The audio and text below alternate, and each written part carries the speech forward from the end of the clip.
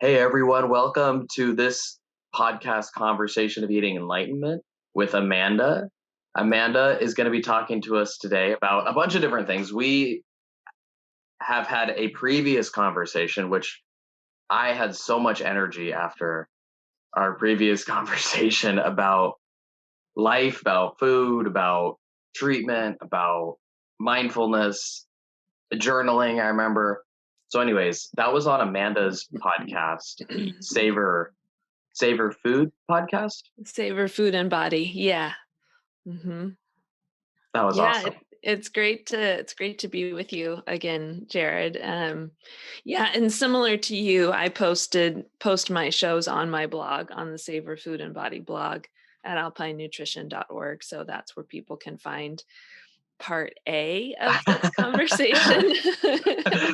So As- on part A, you were interviewing me, Mhm. and now I am interviewing you. I want Yeah. to I want to twiddle my fingers and laugh. Wah, ha, ha, ha, ha. Exactly. You can ask me all my backstories like I did with you. Right? Well, speaking of backstory, I mean, what's your journey on getting to Savor in a nutshell? Yeah. Oh, twisted journey for sure.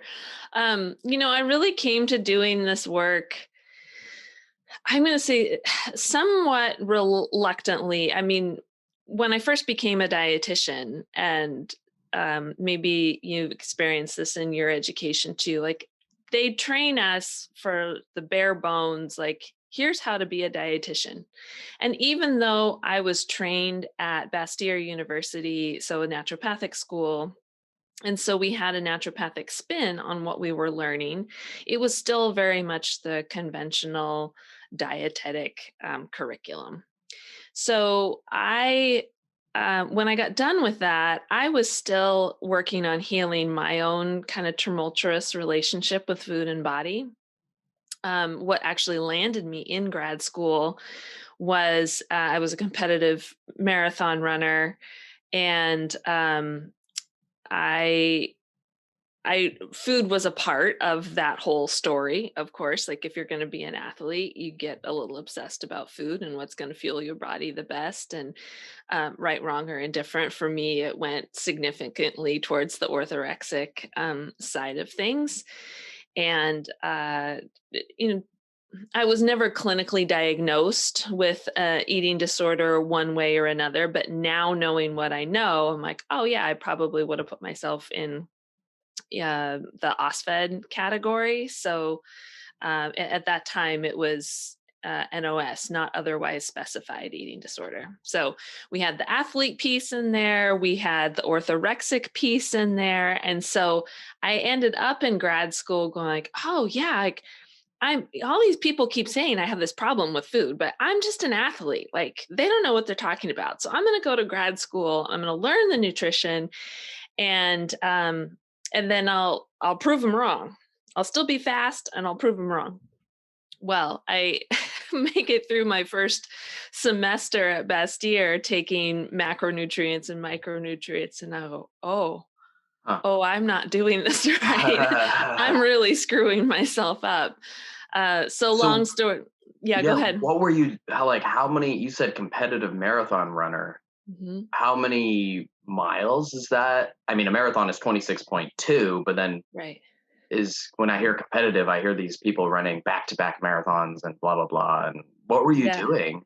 Yeah, I don't remember how many marathons in a year I would do. I wasn't necessarily doing any of those back-to-back, races, but my training, um, if it feels comfortable to say numbers, and Yeah, this I is go. by no Yeah. means to be a comparison for anyone else. Everybody's body is different and what they can handle.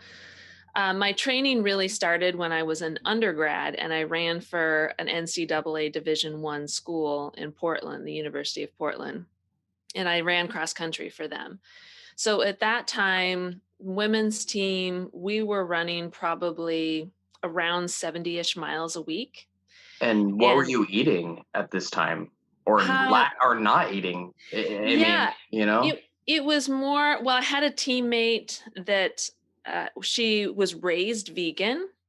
So not from a necessarily health perspective. I think it was more of a family like ethics perspective. But in me, I was like, huh, well, that's interesting. And I didn't, again, at the time, I didn't know that I had this seed planted of, I want to have this competitive edge on how to race faster and be lean and all of that. And so I had started hearing, it was about that time. So we're talking early 2000s, when the whole, we didn't call it plant-based nutrition then, we called it vegan, but a lot of athletes, triathletes, were starting to explore more with that. So when I had met this teammate, and she was showing me, how you do the protein thing and all this. And remember, this is undergrad. My undergrad's in history. It's a whole 180 degrees from nutrition. So Yeah. I became fascinated about food and nutrition from that sports and orthorexic side of things first. And so I was Hmm. vegan for probably 10, 13 years or so. So to answer that question, like what I was not eating, I wasn't eating animal foods. I would still have honey and things like that. I wasn't an extreme vegan in that regard. And but when I even while I was running, I should say after undergrad, and I went on to do more marathons on my own. So when I was running at the university, we're running 5K races is what the women's team would run. And they wanted me to do track also. And they wanted me to do the Hmm. 10,000 in track. I said, I have no interest of running that many laps around in a circle. That just sounds ridiculous. So I said no. And when my sophomore year of undergrad, I lived in Austria for a year through a study abroad program. And that's when I ran my first marathon. And the, excuse me, one of the guys I was training with, one of my classmates, his uncle had come over and he said, you know what? You guys ought to see what the qualifying times are for Boston Hmm. and just shoot for that. Okay, we've never run a marathon before. We had no formal training. So we did it, and I ran that marathon, and I came within less than a minute of qualifying for Boston. So you So did. Oh wait, you did I not. did I did qualify. You did Yeah. qualify. I Okay, did so very qualify. close, very close. Yeah, yeah. So But three interesting. 3:40 was my qualifying time, and I finished my first marathon in 3:39. So So I this made it must by. have, like, if you made the qualifying, I'm imagining this kind of reinforced the restrictive eating. And you had Yeah. said people were mentioning things to you. You had said, like, people were telling you your food relationship is screwed up, and you sort of went to grad school to say, screw you guys, I'm going to do it my way, I'm going to be fast. And, like, I know Yeah. you had this realization which probably changed your life and set you on a different path, but, like, Yeah. what were they saying to you? Like, Yeah. So timeline wise too, and this feels relevant to mention. So my sophomore year of undergrad, when I went to Austria, I had what I like to call this Sabrina complex. I don't know if you've ever seen the movie Sabrina with the Harrison teenage Ford. witch or whatever, Uh, Sabrina the teenage witch. There's probably a bunch of no, Sabrinas but out there, there. you're right. She is named Sabrina too. And it's an older movie, and I forget who's in that one. And then they did a remake in the late 90s. Harrison Ford, Julia Armand, I forget the guy that plays the younger brother. Anyway, long story short is Sabrina is this gardener's daughter or chauffeur's daughter, something like that, to this wealthy family. And she's pining over one of the guys. There's these two brothers, and they don't give her the time of day because it's the chauffeur's daughter. So she grows up, she's slightly younger than they are. So when she goes off to college in Paris, I believe, or Europe somewhere. And there's this theme of how is she going to change when she's gone for this year abroad. So I had that theme running in my head too when I left for Salzburg that sophomore year. So I'm like, how could I change myself Mm, in this year away? Even though I was with 39 of my other fellow classmates from this home university, from University of Portland. But I had this concept in my mind. And so then we started playing around with long distance running, myself and some of my other classmates. And then we get this idea of, hey, let's go qualify for the Boston Marathon. We go do that. So long story short, in that year, I dropped a significant amount of weight yeah. from what I was in high school. And when I got back, yes, my body had changed. And Uh, now we have all this validation around, oh, you look so great and all of this. So that one reinforced all of the negative body image that I had in high school of going like, well, that body was not okay. mm, And now I'm getting praise for this smaller body, and it's a faster, smaller body. Now it's mm, this competitive athlete. So I end up having confidence to join the Division 1 cross country team at University of Portland for my last 2 years there. And that's where we started running those long, long miles every week. That's when I decided not to take them up on their track idea and go compete at the Boston Marathon twice, both mm. my junior and senior year. And I qualified both times. Each time my time got faster too. My speed at the race got faster. So really it kind of sent me off in this trajectory of like, okay, I'm going to be this and I guess technically I could say professional marathon runner, because I did earn money doing it for a short period of time. Went on to do I was probably running maybe two-ish marathons a year, so not a Okay, ton, but I was training a bunch, sure. and I just loved the training part of it. I loved running long miles, and Mm, the people that I was around to do the training with, and those were my people. That was my group, and so at that time, then like my body had changed a bunch during Salzburg, and then throughout maintaining that cross country competitive running career, my body stayed small, not healthy by any means. I had stopped menstruating, like with so some of those things that people were saying, particularly my doctors, were like, let's talk about bone health and you not menstruating for a long period of time. Like, this is not going to end well for you. But ah, I didn't hear any of that. Like I was yeah. saying, I was like, I'm an athlete. Like, you don't get it. Like, Uh, lean is where it's at. And at the time, this was long before the whole strong is the new pretty idea came I out. like that idea. I do like that idea, but it walks a fine line Sure, because sure. I was strong, Mm, and I was getting I see. validation that I was pretty, but I was not healthy. My Yeah. body was not in a sustainable place at all. Mm, And so I ended up getting some injuries. okay. Could have been like they relate to my lower back, could be related to the lack of nourishment. We don't really know. I've had orthopedics look at it, and they're like, nah, could have been this, could be genetics, this and that. So anyway, those injuries kind of ended my running career at that level anyway. But even after graduating from undergrad, I kind of had my own solo career, if you will, of running lots of marathons, winning marathons, things like that. And so at that time, not only doctors were concerned, but my parents started being concerned too, because it was the smallest that I'd ever been. Yeah. But I was still able to hammer out these miles. Okay. It wasn't until that back injury really Ah, started rearing its head more that was forcing me to slow down. And I did other forms of movement, also commuted by bike to work and things mm, like that. But I was in my mid 20s, and I had a boss at this natural food store that I was working with set me down for my annual review. She's like, Amanda, what are you doing? I'm like, ah, are you going to work in grocery retail the rest of your life? Like, I know I'm grooming you to take over my marketing position, but is that really what you want? huh. Like, you're going to need to go to grad school in something, because I had a bachelor's in history.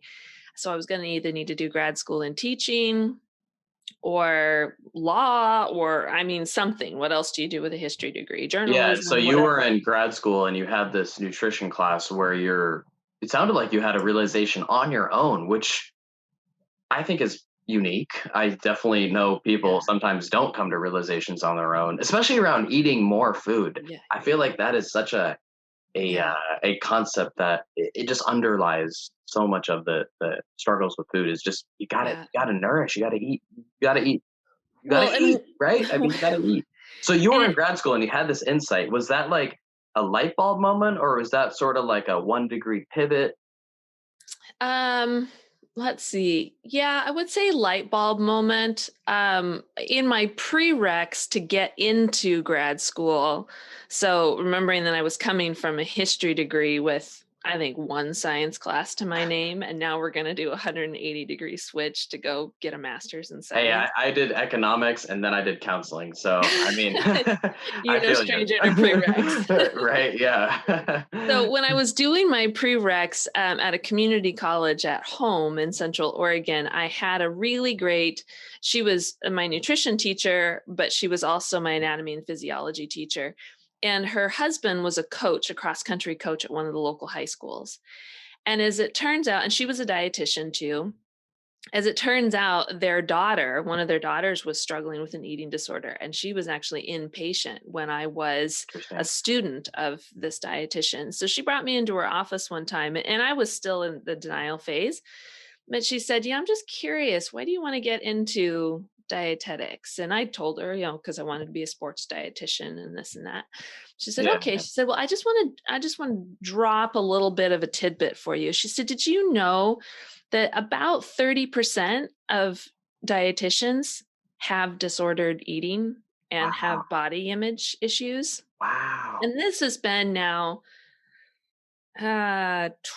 12, 15-ish years ago. And it Wow. hasn't been, it's been, I'm going to say maybe within the last 5 years that the Academy of Nutrition and Dietetics published a paper on these statistics. And they went through and they did a survey. I remember getting a survey in my email saying, "Hey, would you be willing to answer a few questions about dietitians' relationship with food and body?" Wow. And what was interesting out of that paper, so again, that paper was written probably 10 to 12 years after this professor was telling me, like, "Hey, what's up with you?"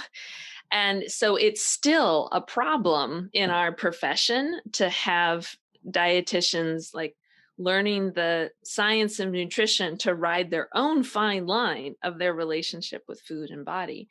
So when that really stuck with me, what she said, and it took, so that was prereq year. It was like maybe 18 months later that I was in those nutrition classes at Bastyr going, Huh.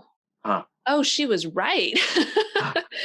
Crap, maybe I should fix that. And, at that time too, my brain was so undernourished. I really Yeah. struggled academically. I was struggling with identity crisis because I couldn't run the way that I used to, and that was my stress management form. That was my tribe of people. Like, so there was a lot going Yeah. on. I don't recommend doing an intensive master's program while you're also trying to heal yourself. Not No, recommend. yeah, no. But I, It's recovery is its own yeah, you putting that number one. And oh my God, 30%. I mean, I've heard just from this podcast, I mean, people reflecting on their own history. I've probably had a dozen people on my podcast that have been dietitians, and they've said similar things where they were going to dietetic school to, you know, yeah, engage in their obsession over food and to do it right and everything. And right. I'm shocked. I thought that was, I don't know. I thought it was anecdotal, I guess, or yeah, like it's kind of like 30% is a lot. I Yeah. mean, this isn't like an official number now. It's sort of, that's mind boggling.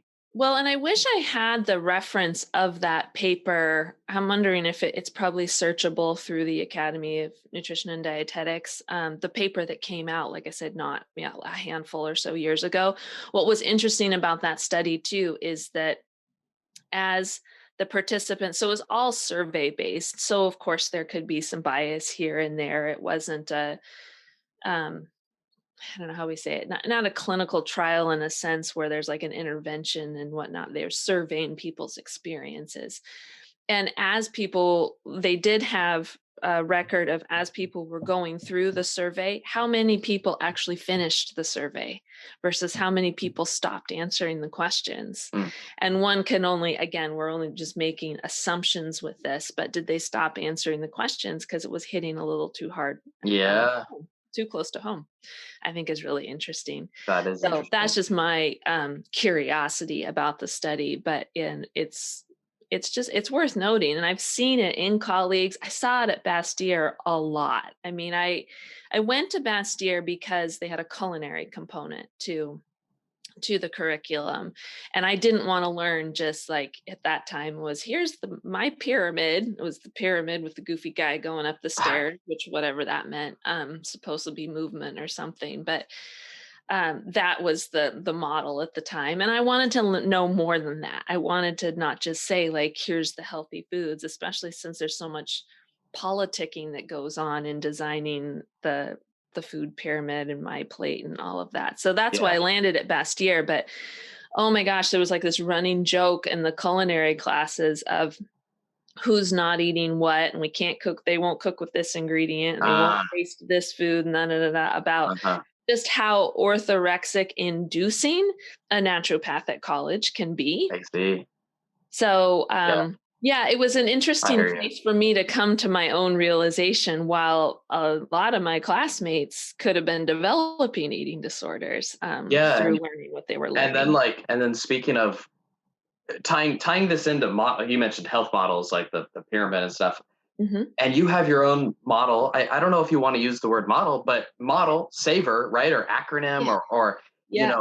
your own sort of. I love Savor too. The way we were talking about it last time, how you will go through these things, but um, it seems like Savor sort of came out of this like past version of you, the running version of you that shifted, and then as you went through your healing journey, you're like, hey, this is I this these Savor worked for me. And any other words you want to preface this discussion about Savor with before we explore what the letters mean? Yeah. I, I've gone back and forth. Like, do I call it a model? Do I call it a technique? And I don't know. I think models technically maybe they're supposed to be like scientifically tested or something. I'm not sure. So I'm gonna go with technique. Okay, I okay. did a post on it this morning and go, okay, I think techniques feels better. So we'll go with technique.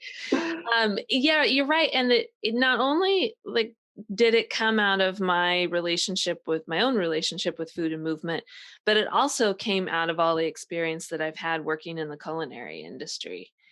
And as a dietitian, as a teacher, as a program creator, all of this. And so this idea of that when people are able to savor their food and savor their body, meaning appreciate what their body is capable of doing at whatever level that means for them, um, then the guilt, the shame, the fear, all of that, all the crap around food can kind of be dissolved when we're able to take, and this kind of goes into your work around mindfulness, kind of when you're able to take a mindfulness approach to both food and body.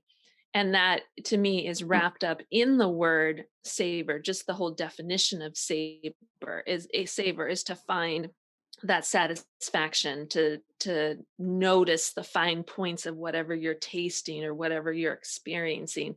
And initially, I have to give credit to one of my colleagues who brought up this idea to me a little over a year ago. We did a women's retreat. It was the first Savor Food and Body women's retreat, and of course we were scheduled to do more this last year, and thanks to COVID they're on hold for a bit. But anyway, as we were coming up with a name for that retreat, she came up with this idea of like, hey, it's kind of cool to like make this play on words with the word savor. And so that's really where like Huh, that seed was planted. And interesting. as I just sat with it, and of course, when it's the title of an event that you're marketing, like you're using that word all over the place, trying to get interest in the event. And after the event, and just witnessing what happened and how these women came together, and we did a culinary class as part of it, as well as education, as well as hiking and all of this. And so witnessing that weekend unfold, I was like, yeah, this is it. This is exactly what we're talking about. And this concept of savor, it goes so deep for people and has the potential to really help them get over their hangups with food and body. And so it was more just recently yeah, after sitting with that word and Mm, using it as, tagline, marketing tagline for my practice and everything, sitting with it more recently, I came mm, up with it as an acronym and coming up with the what the letters mean. And so I've just more recently started speaking about that, because, and a lot of that knowledge comes out of a lot of continuing education that I was doing sure. in COVID season, and a lot around mindfulness, acceptance and commitment therapy, body image, all of that. So that's how I kind of got the what those letters mean. So I I could love. jump into the Well, yeah, letters if you we'll want get me into to. that next. Just Okay. one little Okay. remark. Well, Yeah. speaking of mindfulness, and you said like sitting with it. I mean, that's common parlance, and to sit with a mantra, Yeah.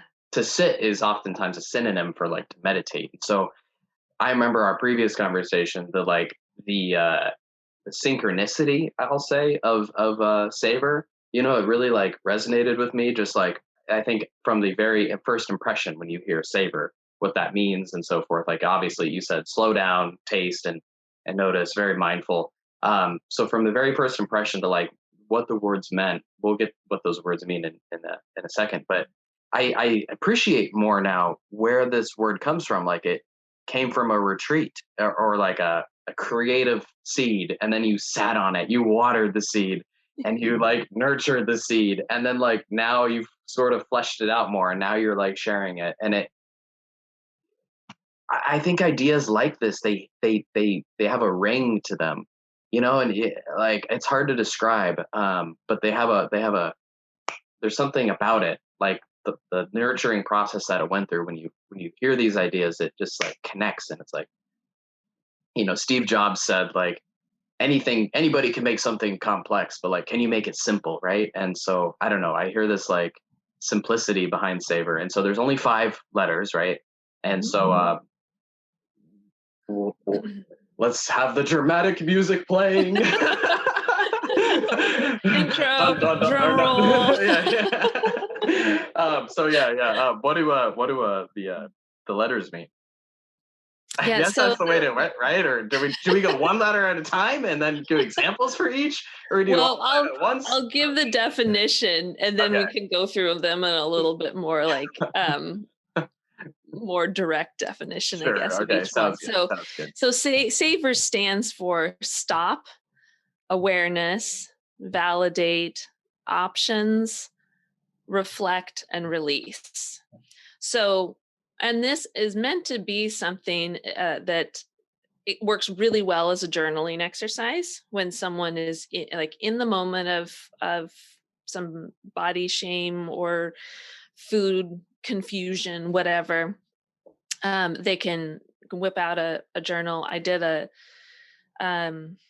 what are those things called? Stories, like Instagram stories on this last week. Of course, they're there and gone. I think I'm going to do a live on it too, so people can have it, that they can watch continuously. But just so walking yourself through each of those steps, those 5 steps in a journal, can be really helpful to just help uncover what's going on with you, what's going on with you in food, what's going on with you in body. So the act of stopping in order to do this journaling experience, right? You're stopping, you're taking a time out from your day. Now, granted, to do this level little bit of journaling, it's going to take more than a minute, but I'm often using the term mindful minute with my clients, meaning just like, hey, stop, like your hand is reaching for the fridge or Yeah. the pantry or the bag of whatever, like just stop in that second and have this minute to think about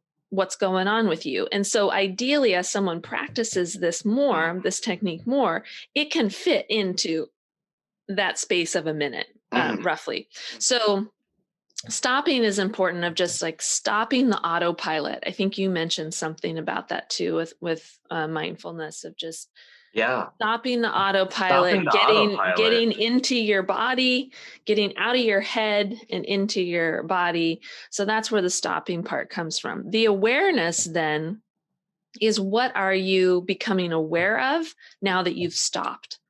So I'm aware that I am hungry. I'm aware that I'm thirsty. I'm aware that I need to move. I need connection. I'm frustrated. I'm lonely. Sadness, grief, whatever. That's where we can be aware of any emotions that we're feeling, as well as physical sensations in our body. Yeah, And then definitely. validate is important, because I don't know about you with your clients, but so many of my clients, and this seems to be a theme with us Oh, ladies, totally. Oh, well, guys do, I'm sure, but they yeah. probably guys too, Mm. We're our own but worst they think critics, that, right? Or, you know, yeah, well, they think that your needs don't matter. yeah. And so that whatever you become aware of with the A and the awareness, it's important to validate that, because then you're saying, like, you are allowed to feel all of those things, the emotional stuff, the physical stuff, the needs, like, you're allowed to have all of that. You Mm, are human. Welcome to mm, being human. And mm, so that validating is so important.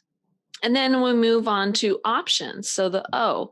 So you have to have the awareness. You have to validate that that awareness is legit. It's you. It's who you are. In order for you to be able to list out, well, what options do you have in any given circumstance to take care of yourself right now? mhm, Does that include food? Does it include movement? Does it include rest?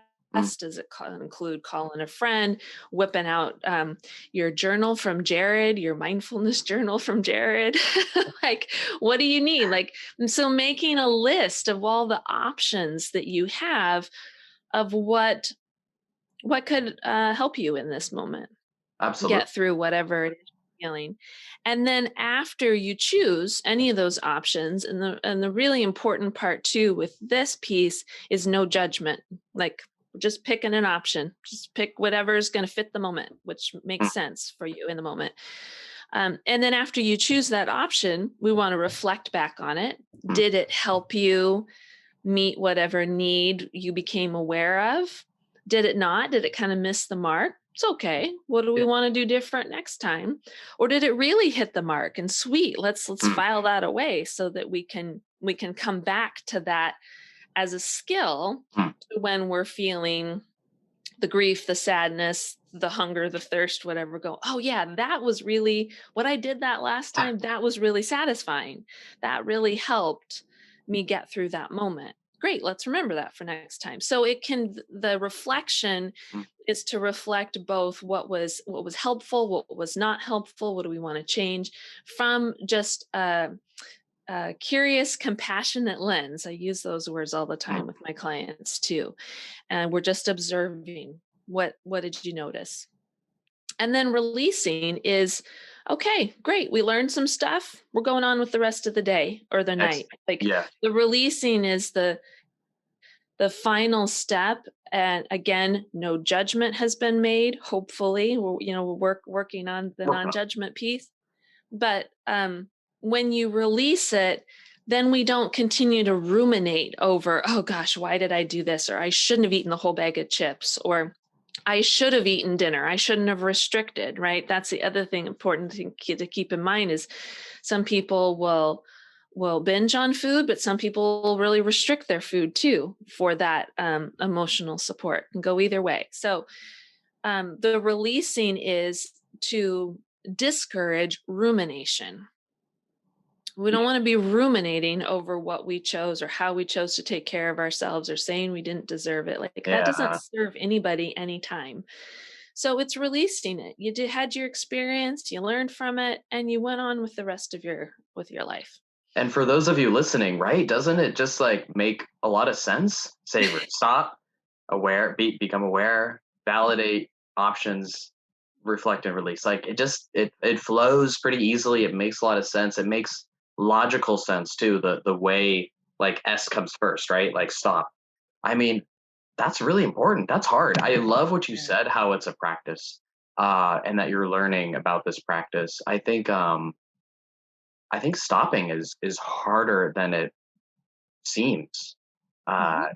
Uh, so this idea of like shit, I or whatever, I missed it this time. Like I I stopped halfway through the bag of cookies. and like I didn't even stop until I was halfway through, but next time, Right. I'm gonna release this. I'm just gonna let it go, and I'm gonna practice. I'm gonna try to practice. Next time, I'll try to stop before I get the bag of cookies, and Yeah, and even from the perspective of the binge eating, because you have experience in this, is it's kind of your line of expertise. Is sometimes maybe that stopping it happens after the binge, yeah, and now we're stopped and we're aware that wow, I really don't feel well mm-hmm, physically, and mm-hmm, still feel pretty shitty emotionally, mm-hmm, and so yeah, employing that technique and the practice of it, you're right, can happen at any time. It can be before, so, as someone's starting to uh-huh, learn to stop a coping behavior that they know doesn't serve them, and they're mm-hmm, learning to stop that, from a bit like a binge eating perspective. Could be maybe with purging too. yeah, absolutely. It could be useful in a variety of places along like And the disordered eating yeah, spectrum. yeah, and the way if you're listening, the way we're talking about it right now, um, this is like a mantra in the true sense of the word, in the sense like this is something that you can really lean on deeply, and like you could say put your faith into, or like really take this to heart, because this is not something that is like, I feel like a lot of times we have these techniques that are done to lose weight or done to get something. But with Savor, as you just said, like you do this even after you binge, even after you fail, right? You still Mhm. savor, you still go through this practice, like this practice of what you just described, working with the energy in that way, working with the decision making and pausing and being mindful. Like this goes on like always. This is like Yeah. this is like a life mantra. It's not just like a willy nilly technique that um, you know do before eating to stop a binge, or a purge, or restriction too, or you to but it isn't like you don't. It's not like, okay, you failed and you don't do this technique. This is like deeper than that. It is a more of a mindset, like this practicing this flow, that these words, um, gets more at the core of your identity. Sort of, it goes a little bit deeper than just being like a word. It's a, I'm saying a mantra, but I hope like I'm communicating the depth of this stuff. Yeah, no, I think you're spot on, and it can it's interesting how the word can, even just in its initial definition of what that means to savor something, is those the words that are part of the acronym show up in just the original definition of savor too. Like you Hmm. can't notice nuances of food or an experience Mm-hmm. unless you stop, you become aware, you Hmm. validate that they're happening, and you have the option to continue the experience or continue eating if you like it, and then reflect back like, gosh, that was a really good meal, that was awesome, it was so tasty, Mm. from the traditional sense of savor relating to food. Yeah. And so, but I think with the breakdown, the acronym breakdown, it can be a more applicable to other areas of life. And Hmm. a lot of this just came out of all the work that I do with clients too. And sitting with listening to like, what are their stuck points? Like, oh, we're getting stuck around the I my was just don't matter part. And we're getting Yeah. stuck around like, well, what do I do in this situation? Like that's the opposite I part. was thinking like there's a couple blocks for people. One is stopping, right? One is a stopping block, like it's hard to stop. Another block is the awareness, feeling your body, like just feeling your emotions from an energetic perspective, in your body, embodied, right? That's a block for people. Another block is that guilt, that validation, the lack of validation. Like, okay, I'm feeling all this shit, and Mhm. I still don't think I'm worthy of meeting my needs. And then, so those were three blocks that correlated perfectly. That just sprung to my mind, top of mind. Like Yeah. those are tough blocks. Yeah, and I think when I think back to my story with food and body and the movement piece, There were many years where there was no stopping. Like, case in point, I pushed myself through recovery and grad school at the same freaking time. Like, who does Yeah, that? I know, Because right? I wasn't into stopping. And now, Yeah, could my recovery maybe have been quicker and maybe, saved some literal physical yeah, injury? Maybe. I mean, hindsight's 2020. So then there's that reflection piece that's important with that. But yeah, I'm still going to sit with that even more on how that word has come out of my yeah. food. It really is a good word. And before we kind of talk about some of your current work, and I know you're doing groups and so forth, I just wanted to offer, like, we can savor the negative experiences too. Sometimes savor maybe gets a positive connotation, right? Like savor the glass of wine, right? And oh, it's a sunny day out, and but you mentioned savoring. It sounds weird. It sounds horrible. But you gotta do this. I know in my experiences with shame, uh, when I think about my own journey through shame, a lot of it has been. I mean, I'll use the word savor. You know, it's not like I'm enjoying dropping into shame, but when there's shame, there's a journey into it from an energetic perspective. There's this unpleasant energy, this really uncomfortable energy that I'm very familiar with, and like I don't like it, but I'm gonna stop. I'm gonna feel it in my body, right? Like, I mean, this isn't just like a positive thing, but it's a process that is equally done with the things we don't want as well. Um, so I Right. just wanted It's to offer that. Yeah. Yeah, it's part of the sitting in the suck. Yeah, yeah, yeah. You've heard And that term. yeah, and speaking of like how you're applying stuff, you're doing group nutrition these days, Well, something I like do, that, or yeah. groups, or I do individual counseling as well. And then this year, I'm doing more virtual groups, body image and intuitive eating groups. And we utilize not only the Savor technique, but we also utilize the curriculum from the Body Positive and their Be Body Positive model of healing relationship with food and body. So mm, it's kind of a culmination of the two. And the next one will be running in May and June. They're a 6-week program, and we meet weekly for 90 minutes. So it's 90 minutes of coaching from me, as well as there's a workbook and there's exercises and activities that we go through each week. So we take a concept or a competency, I believe they're called, from the body positive model each week and work on that and reflect on that. And then I weave the savor parts into it as well, I so love. that people can come out with that easy acronym when they're done of how to start practicing. And so you also have the Savor Food and Body podcast.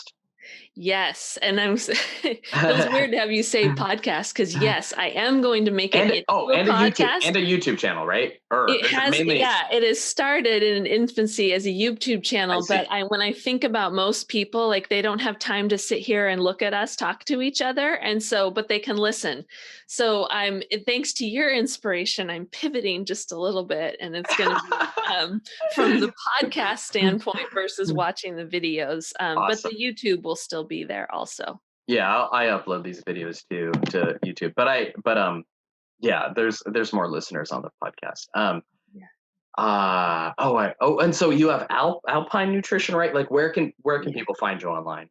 Yeah, so alpinenutrition.org is my website. That's where all the blogs are. That's where all the Savor Food and Body content is, the podcasts and videos and whatnot. And then also on Instagram and Facebook is where you find me most frequently at Alpine Nutrition. And I'm trying to remember to post on LinkedIn too, but Yeah, I'm not syncing there as much what I need to be. So yeah, so I'm dabbling in the social media scene, and then alpinenutrition.org is where you can find all the gory details. awesome. Um, I got to go get my second COVID shot now. There you go. Thank you so much for coming on today. You're welcome. It's a pleasure to see you, and hopefully we can stay in touch. Absolutely.